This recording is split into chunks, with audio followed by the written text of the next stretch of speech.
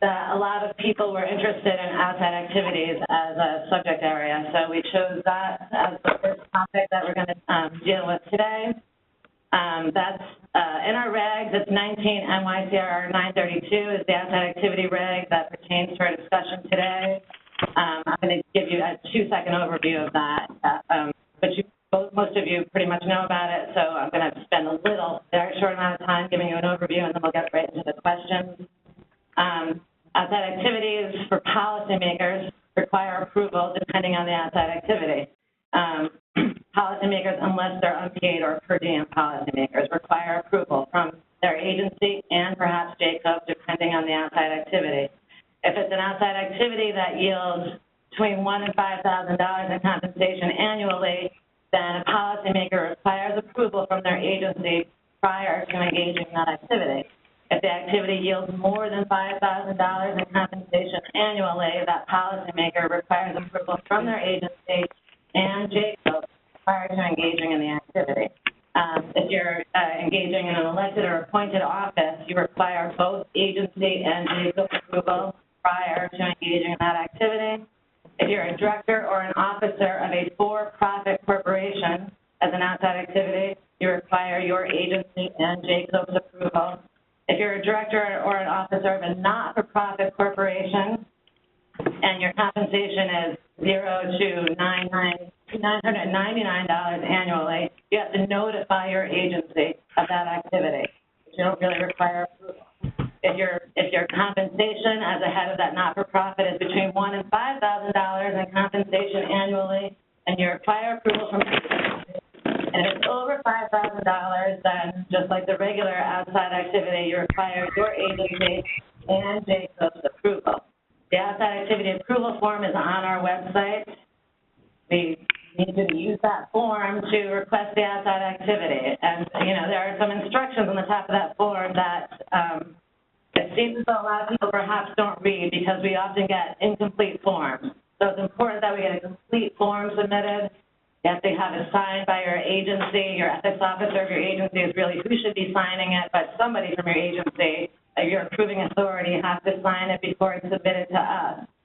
I encourage you to note number 2 on that form at the top where the instructions are. There's number 2, there's a 2I and then a little I and then an ABC. And that asks some questions that we really need to know. A lot of people, I think you just sort of fill out the form, you don't pay attention to that top part. So I just, sort of start out today. Make sure you use that form and fill it out completely. That's my intro, and that's really all I'm going to spend on the reg itself. We're going to get right into the questions that we received.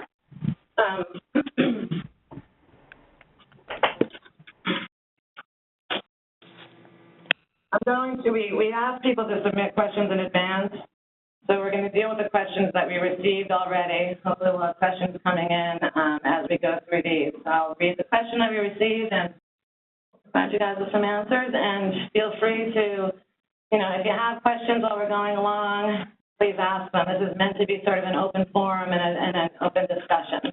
So if you have questions, feel free to raise them while we're here. So the first question we got is, volunteer firefighters are unpaid, yet they need to register their volunteer activities to get pension credits. Since there is a value to their pension, aren't they actually receiving compensation? So should they be following the outside employment approval process? The answer to that is we have no idea how we would value such pension credits. We at JCOPE would not engage in that activity to try to put some value on whatever those pension credits might be. You as an agency can certainly require that if you as an agency think that's appropriate. If you know Roswell Park has a... Someone hasn't muted their microphone, obviously. So if you as an agency think it's important that they value those pension credits and put a number on it so that you can determine compensation, that is up to you as an agency to do. You can always, as an agency, require more, you can have more restrictive rules than JCOPE has. So we wouldn't put a value on the pension. We would have no idea how to do that. But if you as an agency want to require a volunteer to, who might be getting pension credits or something along those lines to value it, you can do that. The second follow-up sort of to that question was, Would you confirm that it is okay for a state employee to conduct outside employment activities during their normal workday hours if they are charging leave credits and performing this work away from the state work location and not using any state resources in the performance of this outside employment?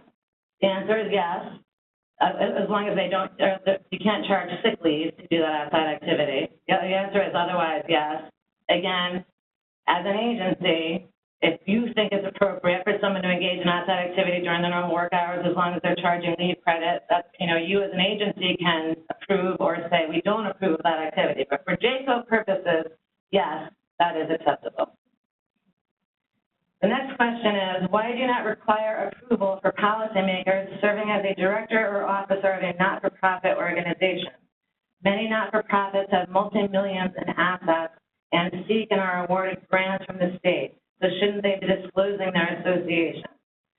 And first, I would point out that we do actually, if you look at the outside activity regs, you do require approval if you're serving as a not-for-profit, depending on the compensation. But if it's over $5,000, then you require your agency and JCOPE approval, just like if it's a regular outside activity, if it's a job and you're getting paid more than $5,000. So we do actually require approval. If it's over $5,000, you have to come to JCOPE. If it's between $0 and $9.99, as we spoke about initially, you have to notify your agency. If it's between $1,000 and $5,000, you require agency approval. The difference, I think, for not-for-profits is that, the state generally would want to encourage state officers and employees to serve in that capacity, to serve for a not-for-profit. So I think that is why sort of it's a little bit different than if it's a for-profit organization.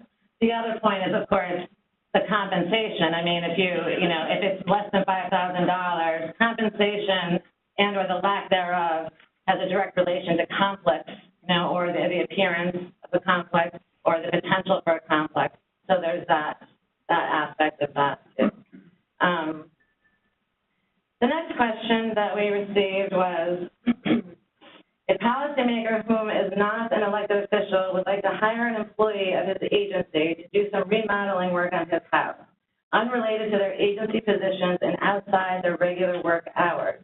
He will pay the market rate for this outside activity. They are not related and do not work together. The policymaker does not supervise this employee or have any direct authority over the employee's position at the agency. However, the policymaker is at a significantly higher pay grade and in a superior administrative role in the agency. Is this permissible? I'm going to tell you guys that we in the guidance unit, we got together and discussed all the questions we received yesterday before this, and we had some disagreement as to this question. It's important for you to know that generally, this is not an exact science. There's, reasonable minds can disagree as to these issues. So it's important for you to know that. Every question that we receive, the five of us discuss, and we ultimately come to one voice as to the answer. But that often is after some sort of back and forth, and I think one thing, and John thinks something else, or Carol, so it's not an exact science, so it's important for you to know that. On its face, this sounds okay on its face. But, when you really get into it, there are several issues that at an agency level, I think one would want to consider. I mean, first, for the outside activity piece, the contractor, the person, the worker who has a state job, who is a contractor on the outside, he's the one engaging in the outside activity. He may have already received approval to generally engage in this outside activity. If he just submitted to his agency and then to JCOPE, I'm a file clerk at the Thruway Authority, but separate from that, I'm a contractor, and I generally make more than $5,000 doing this outside activity. Am I approved? You would get approval from JCOPE for that activity.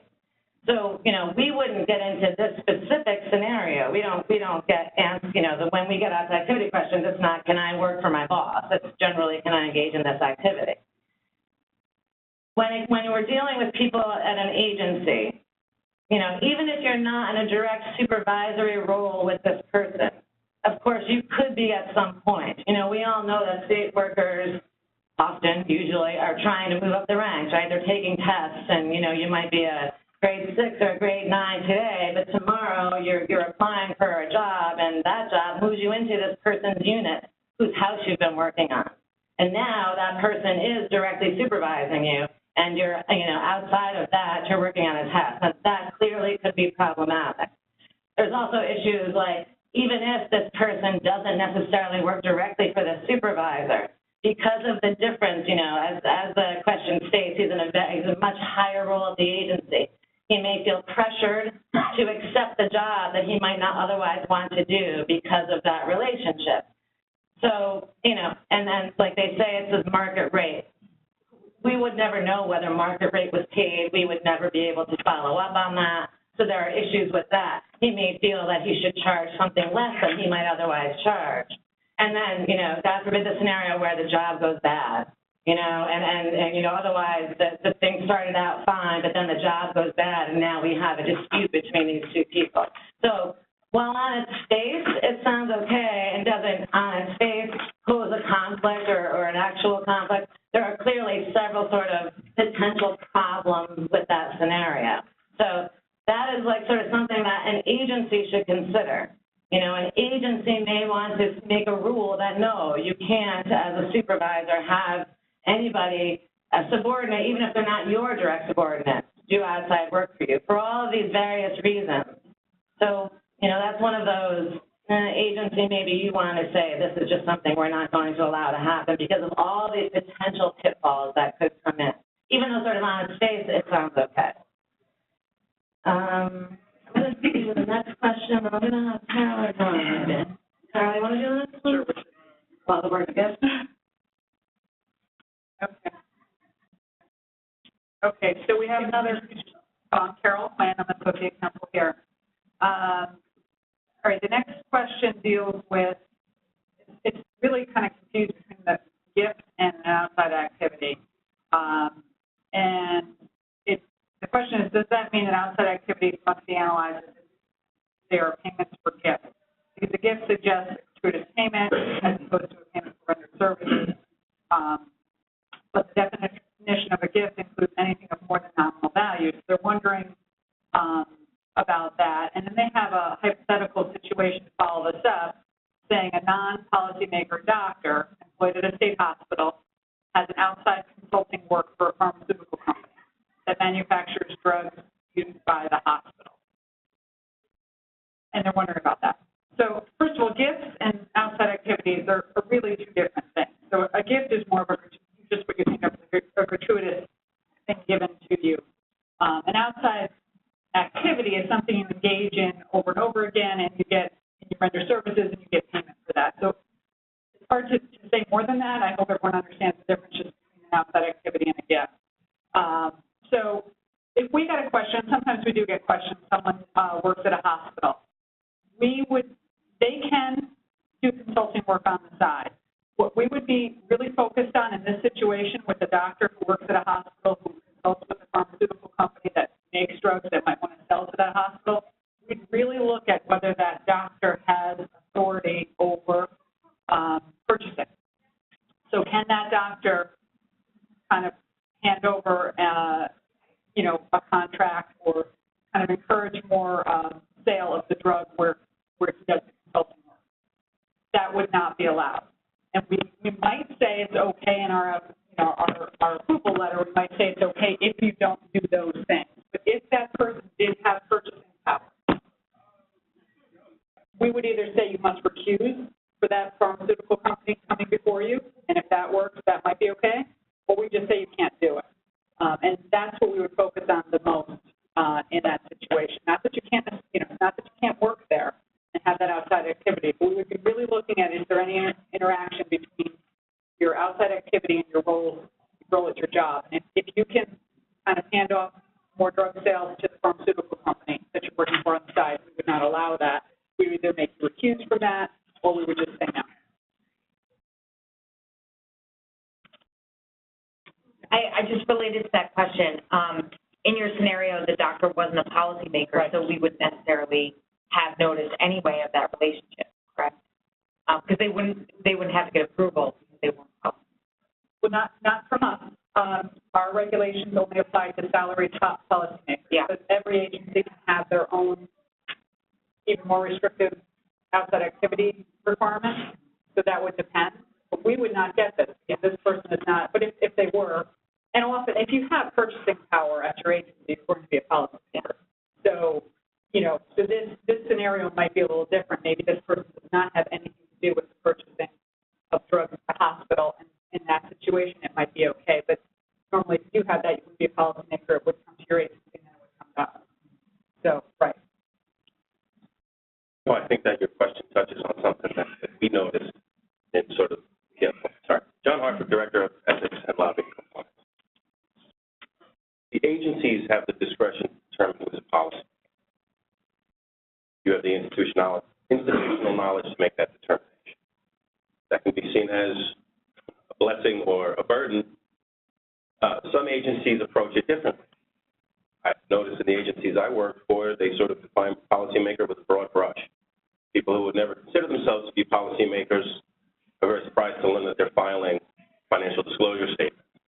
Other agencies take a much more narrow approach, and they have entire classes of people who I myself would think would be policymakers that they exclude. Our regs very clearly apply to outside activities by policy. However, everybody in your agency is subject to 73 and 74. So depending upon how your agency defines policymaker, that may create potential very large problem, or maybe none at all. Because there are those individuals who maybe don't fall within our regs, but are in fact still subject to 73 and 74, sort of under your jurisdiction as the ethics officer, someone you have to be concerned about. And they may be engaging in activity that may create these potentials for conflict, especially depending upon how you define policy. So I know it's somewhat unsatisfying for us to sort of come back and say, well, we're giving the agency the discretion to determine how to address these issues. And as I said, some may see that as a blessing, some may see it as a burden. But it really is because you have the institutional knowledge to know how your agency operates, what the roles and responsibilities of everybody are. In coming to the agency, and we're all relatively new to the agency, you may have more experience dealing with our agency than we do. We pour through the old outside activity reports, and we read them, and we read the advisories. And what became clear, maybe I'm only speaking for myself right now, we're fairly permissive in allowing outside activity. It's hard-pressed to find instances where we say, no, can't do it under any circumstances. But we attach these conditions. Yes, you can do it, but you must recuse from A, B, C, maybe all the way up to Z. You send the letter out, you get a copy of it, the person gets a copy of it. Well, ultimately, it's that individual employee's responsibility under 73 and 74 to abide by those conditions. But who's watching? You're not the enforcers of 73 and 74. We are. But we put the burden where it belongs, which is on the individual. However, your agency has a legitimate concern in the optics of that. Should that person 5 years down the line, 10 years down the line, we get calls all the time. Listen, I got approval 10 years ago. Can you look? I need it now. There's an issue. Can you get me that piece of paper? Ultimately, it has to be on the individual, but it is a legitimate concern for everyone. So it's very hard to sort of resolve that tension. And wanting to allow people to pursue outside activity for very legitimate reasons, people have, mortgages to pay and tuitions to pay, we try to be permissive. I don't know that we're going to turn from that, or we're going to sort of change the policy and start saying no more often. It would be easier on you guys, it'd be easier on us, but there is this issue that arises, one, because of how you define policymaker, and two, because sort of who's watching once we set the terms for this. And it's something we sort of have to work through together, but it comes up here. Is there a definition of policymaker that's based on the income of the state employee? Well, there's I just want to repeat that question because the microphones, we have some people who are having a hard time hearing the speakers right there. So could you say that question louder and could you repeat it to the microphones? in the definition of policymaker, isn't there a sort of threshold salary? That also makes it could make a person a policymaker, regardless of whether the agency thinks they should be a policymaker. Yes, there are what they call threshold filers under the financial disclosure statements. I think the salary is $91,000 or $1,000. What's that? $92,821. $92,821. Thank you very much. But that doesn't necessarily mean you're a policymaker. You can make that salary and not be a policymaker. Because people file FDSs if they meet the threshold requirement or they're designated a policymaker. And they can make $85,000, they're a policymaker, they have to do their SDS, or they make a certain amount of money. Some people are both. So if they make the threshold income, they absolutely are policy. No. No? No. No. The threshold income really applies to your financial disclosure statement form. So that's what that pertains to, and really only that. If you make a certain amount of money, 92,825? 92,821. We were glad to have this open forum. So I'll never forget that number. if you make, so that threshold is set really for the financial disclosure statement. So that means whether you are designated a policymaker or not, they've decided if you make that much money, you have to file a financial disclosure statement. But you are otherwise not a policymaker unless your agency has actually designated you as such.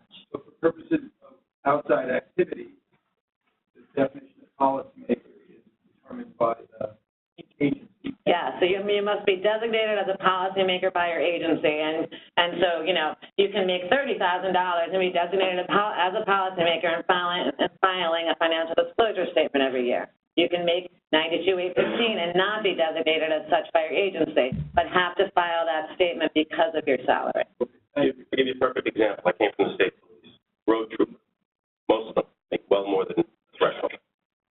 They have, one, a class exemption from having to file the FDS, and the agency doesn't define them as policy, regardless of the fact that they make over the threshold. Now, we also have different policies on outside activities. The state police is very restricted in what they're going to allow a trooper to do in terms of outside activity. So, again, I think that's an example of how someone might go over the threshold, but not be a policymaker, not even have to file the FDS, but have much more constriction on what they do in outside activity. That's what the agency.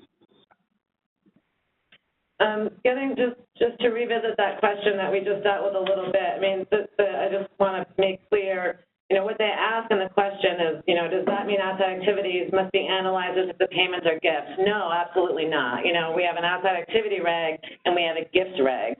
And a gift, like Carol said, is something you receive. We're not doing anything in return. Like we all know, that's a gift, and it's sort of a one-time, a one-off sort of thing. An outside activity is an ongoing, recurring thing in which you are doing something and being paid for that thing. So they're two very different things. And this question, in the question, the person asking it does sort of point out and recognize that because they're not a policymaker, they wouldn't come to us, but they are still bound by 73 and 74. So they go on to say sort of, would it be okay so long as it doesn't significantly conflict with her state work, doesn't impair her independence, doesn't require that she divulge confidential state information, and doesn't result in her divulging confidential state information. Those are all things that they're sort of finding in 74, which you may all know, that's the general sort of code of ethics. Those are all things to look at, but the real crux of this question is the conflict. The possible conflict between the doctor that works for the hospital who's also going to go work for a pharmaceutical company that tries to sell drugs to that hospital. We can assume that in addition to trying to sell drugs to that hospital, they probably also have pharmaceutical reps coming to the hospital on a regular basis trying to get that doctor perhaps to write scripts for the drugs they sell. So that's how, even though this person's not a policymaker, I would suggest that's how the agency needs to analyze that outside activity. Really look at that conflict and see, is it possible for this person to engage in this activity and avoid the conflict? Or, as Carol said, be recused when necessary. And as John pointed out, sometimes recusal is just not possible. We can say, sure, you can do it, recuse yourself from this, and this, and now we've basically recused you out of the activity entirely. So sometimes that's not possible, but I would say for the agency, that's how they should sort of analyze that outside activity. We have, the next question is a pretty long one, but I'll read most of it, and I really just want to point out that they ask, would you please address how those of us in higher ed are to address honoraria? And they go on to point out that in higher ed, professors, they're generally they're encouraged to engage in what we know is to be honoraria, which is sort of getting paid to make a speech, getting paid to write an article. That they're encouraged to do that. That's part of sort of their part of the role of being a professor. And so, you know, they're asking, not an outside activity question, but we got it, so we'll deal with it. As honoraria, what do we do with that? Well, I just want to point out, professors, SUNY and CUNY professors are exempt from the honoraria for that purpose. If you look at, I think it's 930.7, I think there's a specific exemption for professors. So they don't have, they're exempt. So the people at SUNY and CUNY, the ethics officers should be aware of that. You're exempt from the honoraria. That's for adjunct and full-time. We have a related question. Great, Kate. One of our WebEx participants wants to know, how does one determine for a policymaker whether this should be analyzed under outside activities or honorarium if they're a SUNY employee? So SUNY employee, policymaker, which set of rules is going to be applied to them? I would say you got to look at the definition of honoraria. Honoraria. Could you speak up and towards the mic? Yes. Honoraria is defined, and I can't find the definition site, but it's in 930. It's defined, but it's usually for all state employees. It's not part of your official duties, so it's not part of your daily job. And if you're going to do it, you have to charge time for it. For a SUNY professor, you know, they give speeches all the time. They write articles all the time. So I would say, you know, it's a little different. It's not part of your official duties if you're a state employee to go do something. You'll have to charge time if it's during the day. For a SUNY professor, they encourage these types of things, so it's different. They don't have to get approval. And I'm not sure if I answered that question. What else did you say? I'll tell you the definition. Honorarium is any payment which may take the form of a fee or any other compensation made to a covered person in consideration for a service performed that is not part of his or her official duties. Such services include but are not limited to delivering a speech, writing or publishing an article, or participating in any public or private conference, convention, meeting, or similar event. Honorarium shall also include expenses incurred for travel, lodging, and meals related to the service performed. I think that an outside activity is something that you're engaging in with an entity. So, you know, like I pretend I waitress as an outside activity. I go to work at a restaurant, they pay me. Honoraria, generally speaking, you are not engaging with an entity on an ongoing basis. You know, you might be contacted by a professor may be contacted by some group and asked to give a speech or asked to you know, contribute an article to a publication they're putting out. That's sort of a one-time event, and that would be honoraria. You know, if that same professor was contacted by that same organization and said, we want you to every month come to our organization and give a speech every month. That I would then call an outside activity. It's an ongoing event with one entity. A relationship is being, you know. So I would say that's how I would encourage you to analyze that as the difference between honoraria and outside activity. Yes, sir. So I think the important factor is who the entity is. If there's an entity that's doing business with the department, and they say, hey, we would like you to come to our annual conference in Hawaii, we'll pay for first class, airfare, first class hotel. I mean, so in those situations, you have to kind of look at who the entity is, what the value of the honoraria is.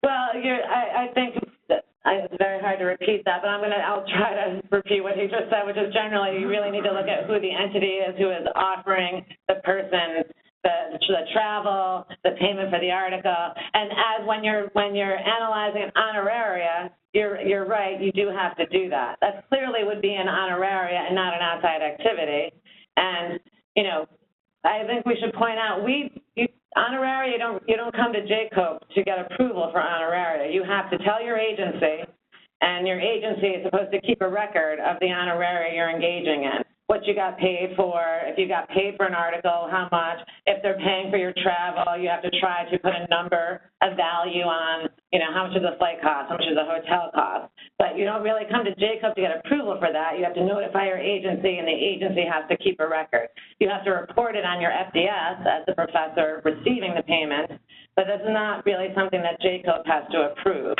But that's clearly honoraria and not an outside activity. And I would just add, too, that you're talking about an interested source. So in the Honoraria regulations, the same analysis that you and I, we all engage in if you're getting a gift, same thing with an Honoraria. If it's from an interested source, which is defined, then you'd have to, get over some hurdles before the agency should say, sure, go ahead and do that. If there's an intent to influence at all, then the Honoraria should not be approved. And the other thing I just point out that even for exempted faculty members or adjuncts at SUNY or CUNY, and any state employee that gets an Honoraria, if it's over $1,000, you have to report it on your FCF. So that's just something you need to be aware of. Just to cover all of the Honoraria, how do you define not related to your job? That's not within the scope of your duties. So, for example, an employee has expertise in their particular field, and they're asked to go to Canada to give a talk, so to not be part of their job, or even to another state to not be part of their job. They're talking about what they do. Is that an Honoraria situation, or is that a gift because it's not related to your job, but it's what they do? I think that's a very good question. The question is, how do you analyze what it means to, the honorary definition is not part of your official duties. What does that mean? That's a good question, and something we probably struggle with and would struggle with and perhaps even disagree on in a given scenario. But I would question, is my employer asking this of me? Does my employer expect this of me as part of my job when they hired me? Is this something my employer thinks is part of my job?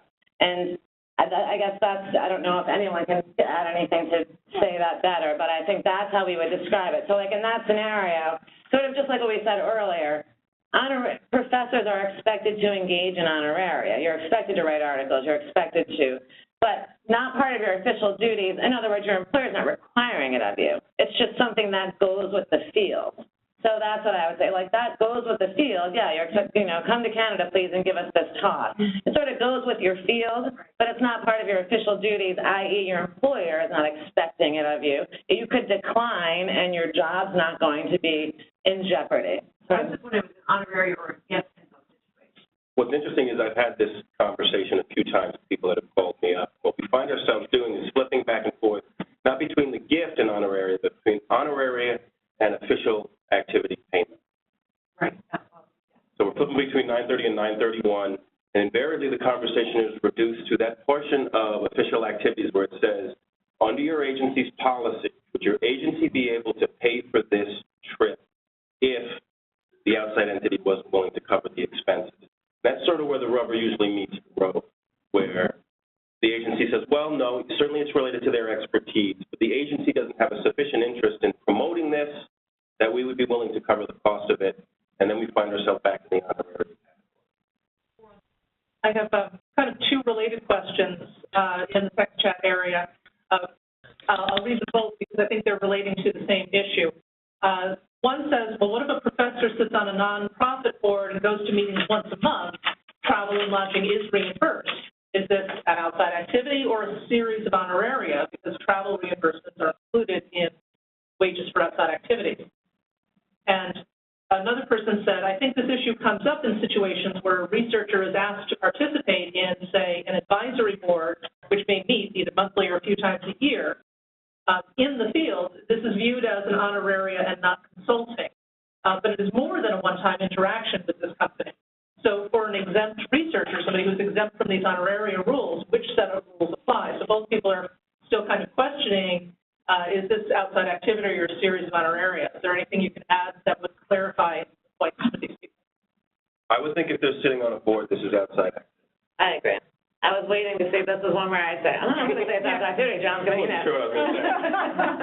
But I agree. I think that if you're sitting on a board, I would call that an outside activity, too. That's sort of the equivalent of an elected or appointed office. I mean, we often get outside activity requests for people who want to be on their town zoning board. So if you're sitting on a board, that's a regular, ongoing, recurring activity, and I agree that's an outside activity. We did get another question.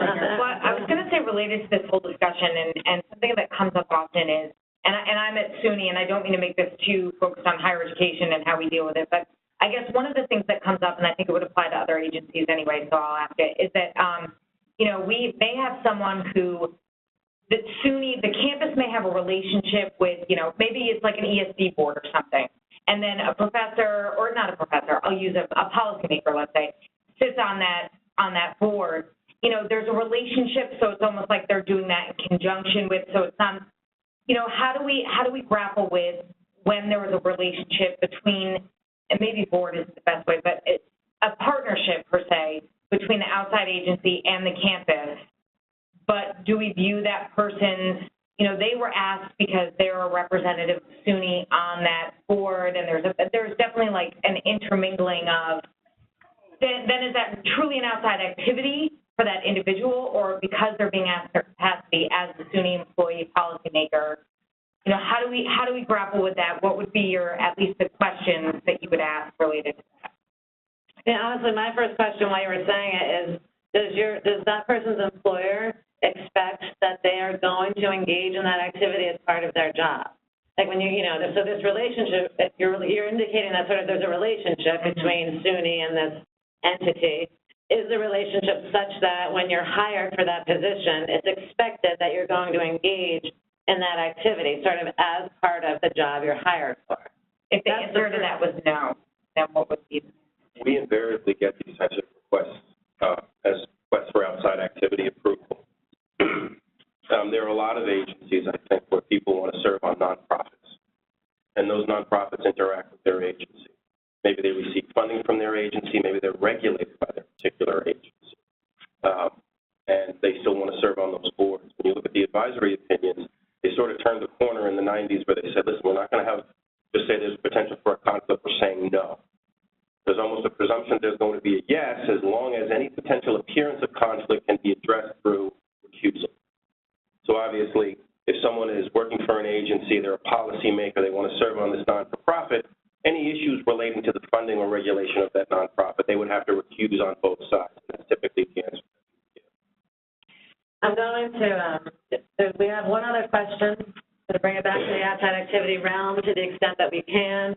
Like I said, we'll do more. Honoraria is obviously a big one, and it is a little bit specific to, generally speaking, SUNY and CUNY, so we'll definitely offer that one in the future.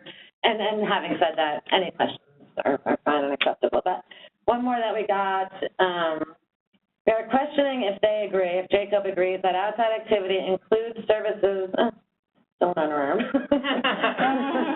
We are questioning if they agree that outside activity includes services for which an honorarium is paid, because this does not seem to be a distinction. I think we answered that, actually, in our discussion so far. Those are the questions we received prior. So you can go back to any questions we have here, or if we have any pending. No pending here. Okay. But if you are on WebEx, please use the text chat area and ask your questions there. Sorry. You know, one of the things that we've grappled with is that there's nothing within the regulations that talk about time frames for approval. And so, and I know that you don't want to marry yourself to a certain time frame, but general ballpark, what you know, because sometimes these things come up quickly. So I guess what's the turnaround time typically, like even at the average? Honestly, what we shoot for, some of you may try to contain your laughter, is we shoot for 2 weeks. We don't always hit that point. One of the reasons Stacy pointed to before is that a lot of agencies, and I don't discourage this, in fact, I encourage this, a lot of agencies have their own form for the approval of outside activity. I think it's great. It's incredibly helpful. Because you know your agency, and the form is usually a lot longer and requires kind of the specific information about how that agency works that we would never know about. And it's very helpful to get that information. However, we also need our form filled out. So sometimes there's these sort of technical moments where we have to send stuff back, we have to ask additional information. Sometimes, honestly, we struggle. If you find yourself sort of leafing through the regs and not quite knowing, is this official activity, is it honorary, is it gift, we're constantly, our binders are worn out, pages falling out, because we're constantly flipping, trying to figure out which category does this most appropriately fit in, and we struggle with it. So there'll be times when we will struggle with an issue and we'll bat it around.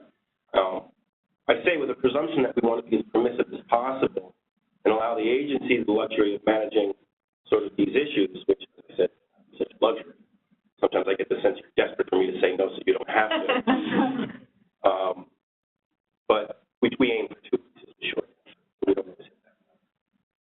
Can you share a situation where you said no?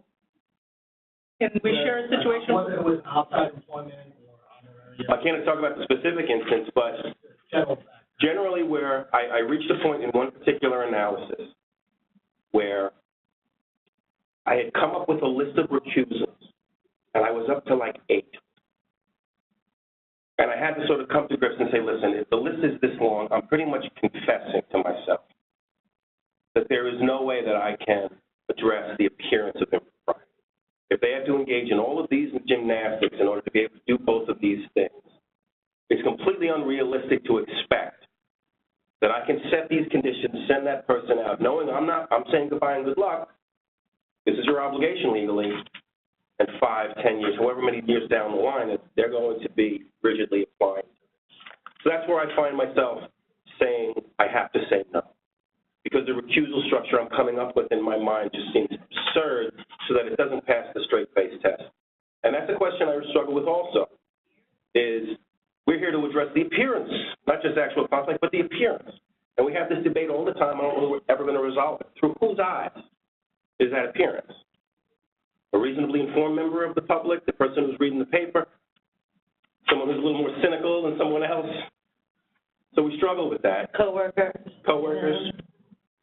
You know, so we struggle with that issue. But from my mind, when I'm analyzing it, when I'm going through the recusal, at some point, if the recusal just seems like I reach a point of absurdity, where I feel obliged to say, I don't see any reasonable way that your agency would want to take the rate. And I'll usually have the conversation with the ethics officer and say, listen, your agency has an interest in this because of the optics of this. You have the sort of right of first refusal and the right of last refusal. Do you really think this structure I'm coming up with is manageable, is realistic? And invariably, you know, if the answer is no, then we sort of come to that decision together. I would also say that a lot of times the forms that come in, those are the easier ones. We might get a call beforehand about a really tricky issue. We might get a call from the employee or the person who's trying to hire that employee on the outside activity, or we might get a call from the ethics officer who has it from him or her. So sometimes it's not form. A lot of them are simple, not all of them. But a lot of times we'll get an issue, and that'll take a lot longer. We're all talking about it. The forms, I think, we're pretty quick with. And the other thing I would say to anybody that needs something quickly, you should call us. If I get a call, I always ask, it might be a post-employment question or it could be anything. I'll say, when do you need this by? If you need it by tomorrow, I'll try to get it to you by tomorrow. And we'll do the best we can. If not, if no one alerts us to that, we'll do our normal procedure. But a trickier issue will take longer. But I just encourage you to call us if you need something back. Right, and sort of in follow-up to that, as quickly as possible for, if you're thinking about engaging in an outside activity, it's okay to send in even though you haven't nailed it down, you know what I mean? You're thinking about it. So fill out the form and send it in to us, even though you haven't actually confirmed that you're going to have the job or get the job, but you're thinking about getting the job. You know what I mean? If you never get it, okay, you never did it. That's fine, so you got approval, but you never engage in the activity. No harm, no foul. So the sooner the better as far as submitting the request. We're not inclined to approve them after the fact. Yeah. We've gotten a few of those where last semester I taught on the side and please approve it now. We're not going to sort of retroactively provide cover, and that's not necessarily anybody in this room's problem because you got it late. But we're not here to sort of retroactively provide that. I do have several questions in the chat area waiting. We have a question back there. I also see there's at least 1 or 2 hands up in the crowd. Let's see if we can just knock 1 or 2 of these smaller ones out of the way. One person asks that when deciding if the compensation exceeds 1,000 or 5,000, those are your compensation thresholds, is it correct to exclude travel, hotel, and food? And and there's that question. So kind of basic. How do you include travel, hotel, and food when you are determining the compensation threshold? All right. So if you're looking that answer up, then I will jump on to another one. Can we ask our attorneys who have approved outside activities for their client list and the nature of retention and the amount of fees generated with each client? Agency, you can do whatever you think appropriate. You know, as we said in the beginning, you can set whatever rules you as an agency think are appropriate, and they can be more restrictive than JCOPE's rules. JCOPE is not, that's not part of our, we're never going to ask for that. We don't have the authority or the jurisdiction to ask for that. And whether the legality of that, I'm not going to, you know, I'm not going to address whether the agency can legally ask for that. But that's not a JCOPE thing. But again, agency. We won't ask for it, if I understood the question correctly, maybe I didn't hear it right. Can we ask our attorneys who have approved outside activities for their client list and the nature of retention, also the amount of fees generated with each client? It's not something we would be asking for in terms of approving outside activity, but as some of you know, they've just changed the financial disclosure statement. This is the sort of information that's going to be required on the financial disclosure statement, 73A. So it is the sort of information I think that you can reasonably ask for, so that you can be sure that there's no conflict. Because surprisingly, you know, attorneys being a good example, and I was surprised to learn this, frankly. Every agency I work for, I thought you're working as an attorney that you don't have an outside practice. The advisory opinion is permitted. But obviously there's great concern that there might be some crossover working as an attorney for the agency and private practice.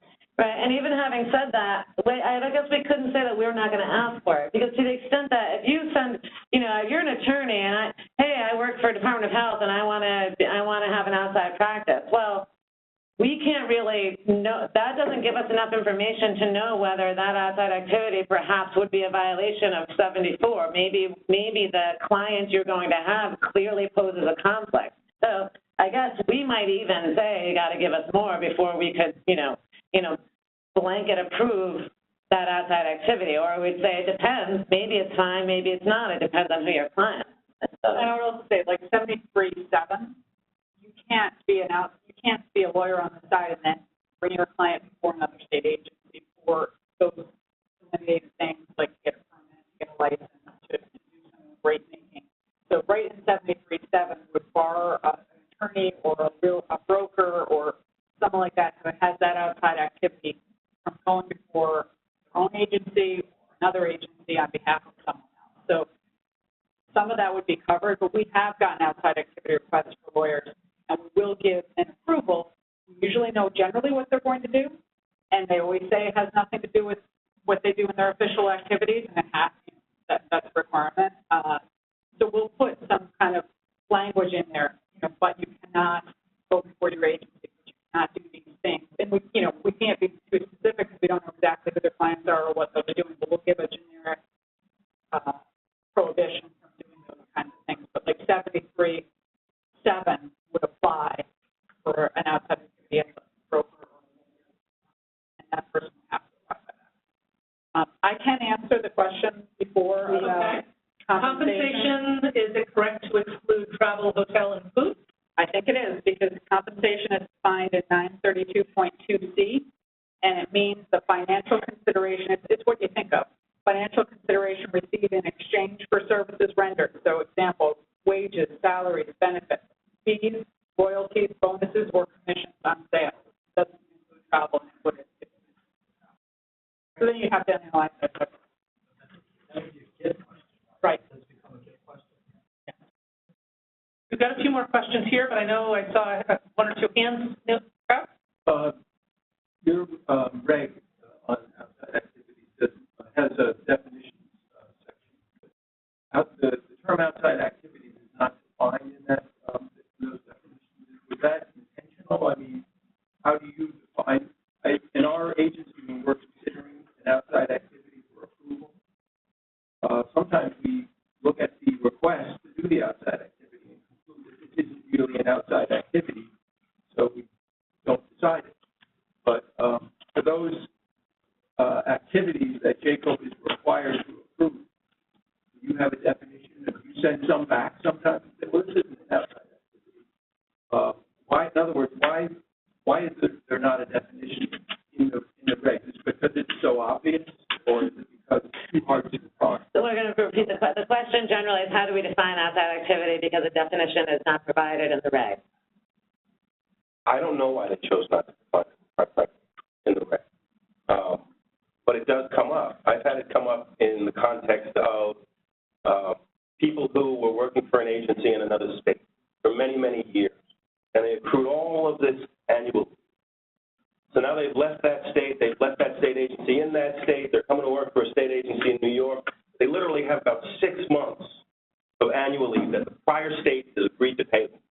And I'll get an outside activity request for the job they don't have anymore, or all they're doing is going into their laps from that state and filling out, so just to process.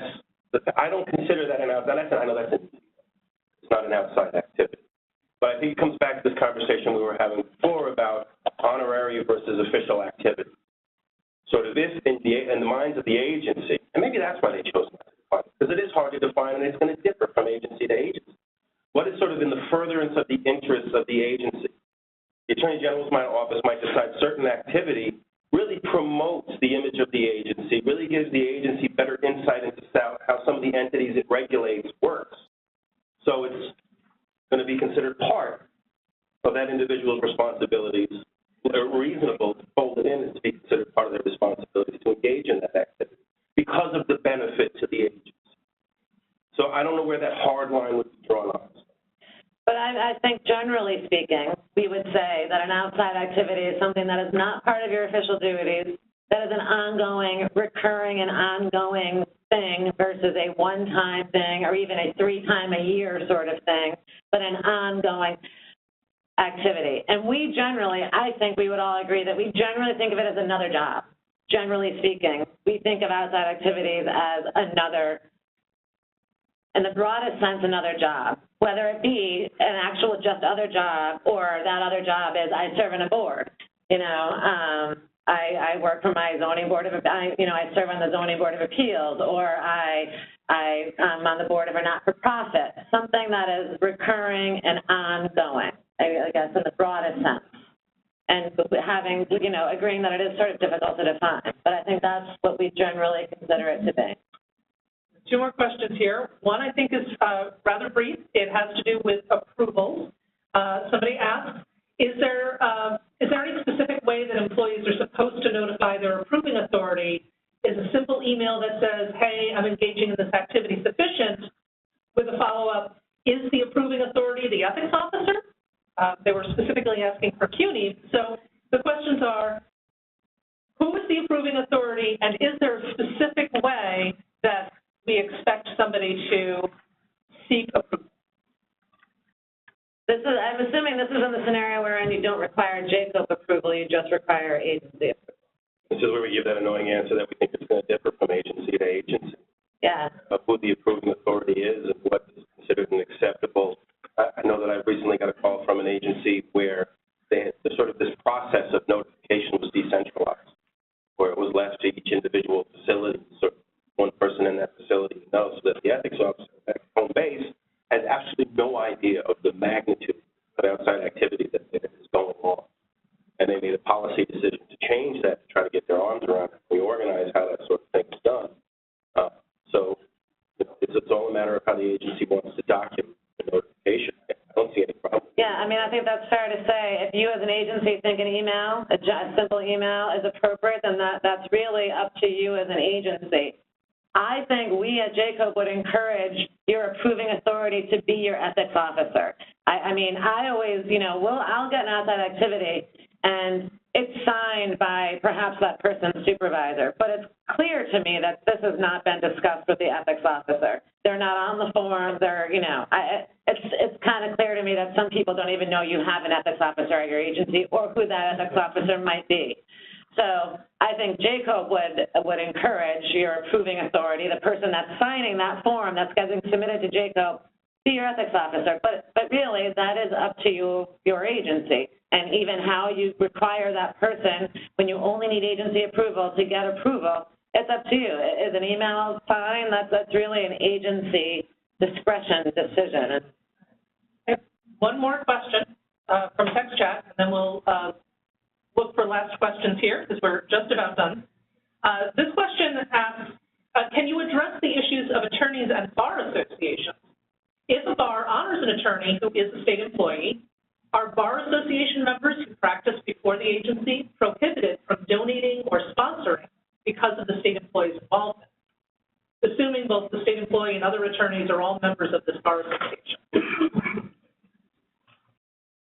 I need that again. Yeah, you do. Okay. Slowly.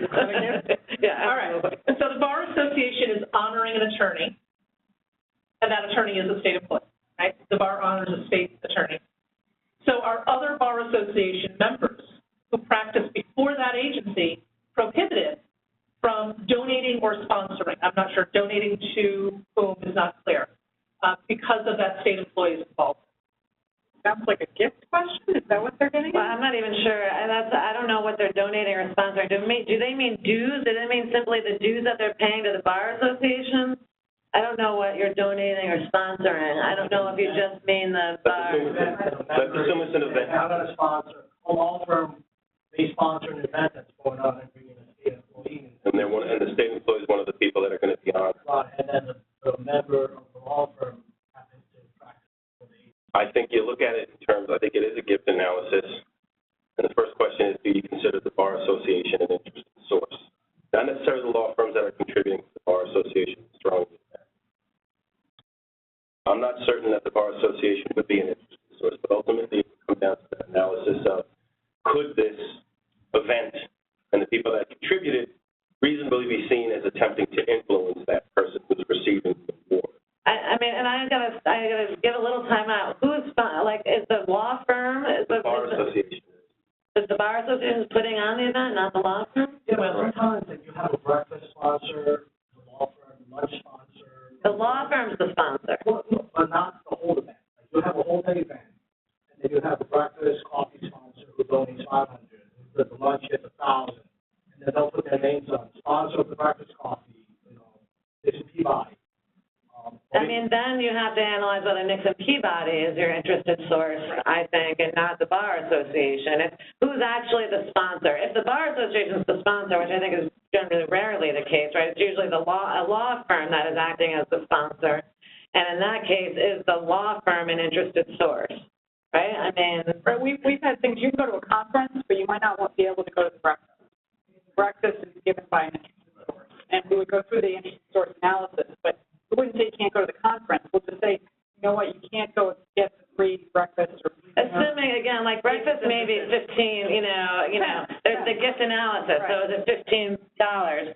Generally speaking, you might be able to slide into a breakfast for 15 or less, right? So like, But see, that's what dinner and drink beyond that. I think it also has to do who can attend that breakfast. Like if it's generally open to everybody, I think it's okay. But if it's like a special breakfast sponsored by the law firm and it's inviting only state employees, well then, they right. would say, hey, you're definitely trying to influence it. I mean, that's the gift analysis, then you would engage in the gift analysis. Widely attended event, well, obviously, if it's only state employees from that agency are invited, then it's not a widely attended event.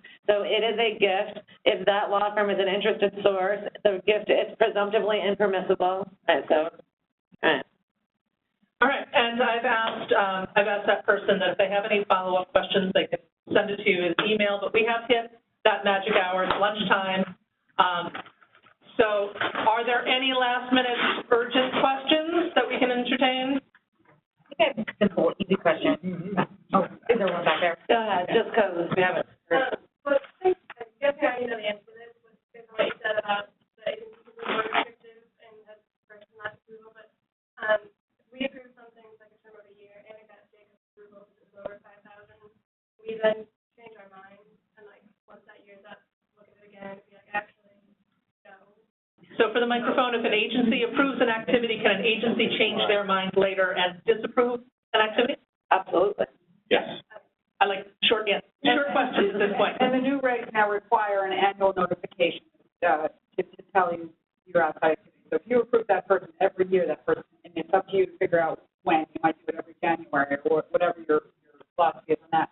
So they'll come back before you and you can look at it again and then say no. And you'll get that notification if you set that up right. You get to look at them all every year. We'll take your one more. Yeah, so I'll make it really quick. The head of an agency is listed in the regs as having to go to JCOPE always for approval, what happens if the ethics officer has their own outside activity?